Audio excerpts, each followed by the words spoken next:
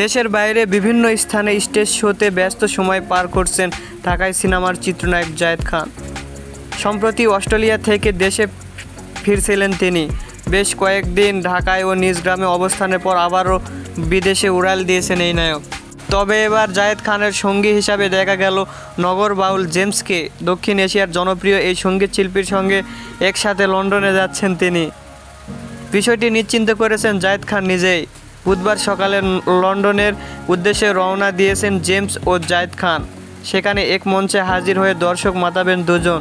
জায়েদ খান উপস্থাপনার দায়িত্ব পালন করবেন, জেমস গান গেয়ে মাতাবেন। ফেস্টিভ্যাল লন্ডন ব্যানারে একটি আয়োজনে অংশ নেবেন এই তারকারা, যেখানে নগর বাউল জেমস ছাড়াও সঙ্গীত পরিবেশন করবেন কণ্ঠশিল্পী